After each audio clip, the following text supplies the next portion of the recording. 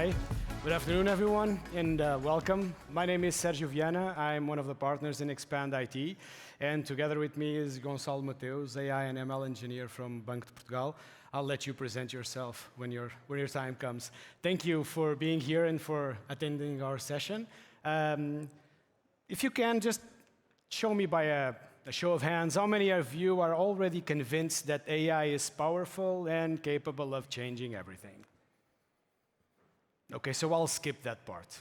Okay, I think at this point in the event, all the messages that were already passed on this stage, all the conversations that happened already, probably with some of the partners in the event, as they have shown that there's a lot of evolution in terms of technology and that there's a huge impact that AI can do. So let's skip up that part. But I think it's important to understand some things that really have changed, and in my opinion, they're not technological, so that we can get in the same page and understand what we can do to take advantage of everything that's going on today.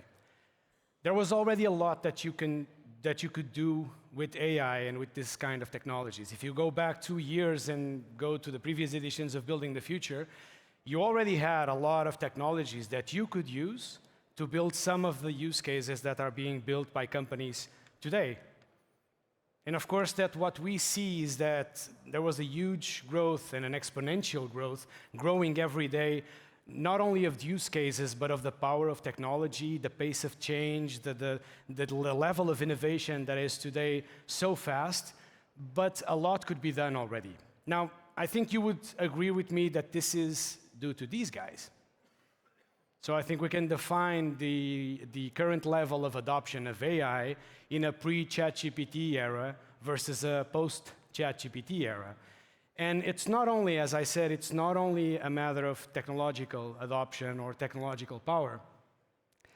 I'm not sure how many of you know these numbers, but ChatGPT was the first application to be able to reach 1 million users after its launch. And we're talking about 5 days compared to 2.5 days for Instagram.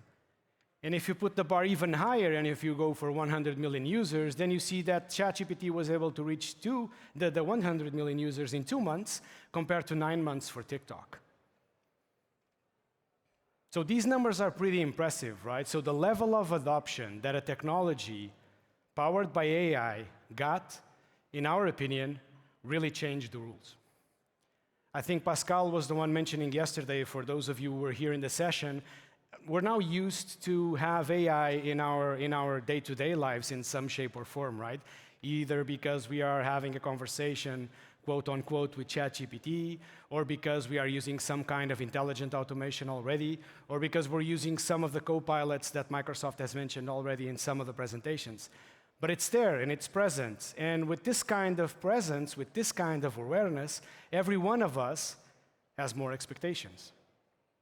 And this kind of expectation, the level of conversations that we see in companies, this is one of the biggest differences today for enterprise adoption of AI technologies. Because at some point in time, you will have a conversation with some team, some member of the board, and now all of a sudden, AI signifies something different, because of the level of adoption that you have in something that is so easy to understand like ChatGPT. And from our experience, this is what happened. You have a lot of conversations that are easier to start independently of the industry, because companies in general are more prone to listen to what their own teams or external partners may have to say, to suggest, or to propose to implement. All these technologies that you've been hearing about in the last few days can be used in any industry. You can see use cases that range from financial services, either to detect fraud or to customize the relationship with the customer, to retail for personalized offers, and healthcare and other industries. So there's not really a limit when it comes to the industry that can take advantage of these technologies. And in our experience, and this is something that we're going to share with you with the example that Gonçalo is going to talk about, the way that some companies are tackling this problem is, in our opinion, the right one. So it takes advantage of something, it's a small concept, pretty recent, called Agile, 23 years old, more or less, still not massively used by companies, But most of the companies using successfully these tools are using an agile approach to build something, and it was said also in the last presentation, to either fail fast or find fast that there's some value there and we can do something on top of it to impact the business. And this is exactly what Banco de Portugal did. So without further ado, let me pass the pointer and the stage to Gonçalo so that he can explain what these guys are doing with AI. Okay, so thank you very much. Good afternoon. And firstly, on behalf of Banco de Portugal, I would like to extend our gratitude to Sergio and the Xpand team for inviting us to this presentation. And today, to start this presentation, I would like to ask you about how many of you already had doubts about interest rate spreads across for home loans? Or for example, how many of you had doubts about if you were eligible for a minimum service account? As I would guess, many of you already had this kind of doubts. And did you know that Banco de Portugal has a platform with a lot of information regarding those topics and many more? Yes, in Banco de Portugal we have the Bank customer website. That is basically a website with a lot of information regarding banking matters that are important to the banking clients. So basically, if I had those questions, I could simply navigate to this portal, search for the information that I'm looking for, and try to get new information to solve my issues. The problem is that in this website, the information is very straightforward to find, and sometimes for the user find the right and exact information that he's looking for is not easy. So in those cases where the user does not find the information, he can also submit an information request to the bank that will be then manually answered by a banking specialist in this case. And as you might guess, we receive a lot of information requests every day. So as Sergio said, and following the awareness that these generative AI models brought to the world, in Banco de Portugal, we also wanted to test these kind of models applied to our own use cases. So here, naturally, the Bank customer website appeared as a good candidate to test these kind of models.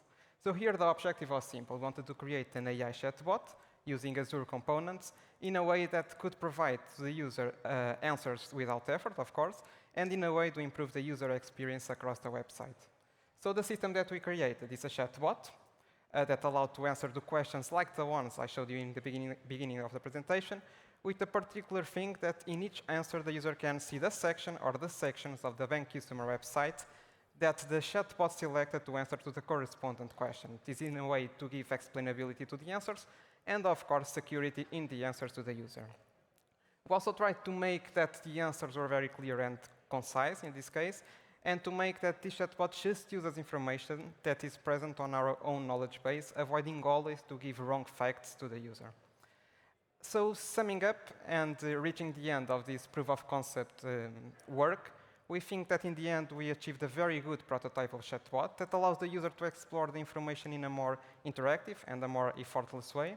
We also think that with this new way for the user to explore the information, we can reduce the number of information requests that we receive nowadays in the bank, as we see the chatbot with capability to answer to a lot of those information requests that we receive.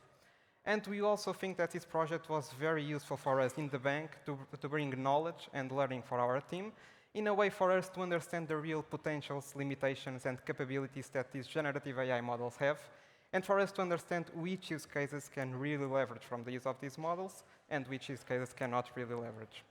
So, to end, and talking a little bit about the future and the future of this proof of concept work, for the future we look at this proof of concept as a new way to add a new conversational capability to Alia. So Alia is basically our artificial intelligence platform of Banco de Portugal that nowadays already supports a set of powerful tools that make our organization more agile, more efficient, and prepared to tackle the challenges of the future. And of course, in Banco de Portugal, all of this is done with one common objective, that is to better serve the Portuguese people. Thank you, Gonçalo. Well, it's never enough time to explain what we do in a lot of detail, but I hope this gave you a sense of what you can do and the kind of technology is being used here for Document Gen AI, the kind of approach that we're doing here in a project that took around a month and a half, maybe with some optimizations, shows that there's really no excuse to try out these technologies and to see if they can be of real impact to your business, okay? Thank you for watching the session and enjoy the rest of the event. Thank you. Thank you very much.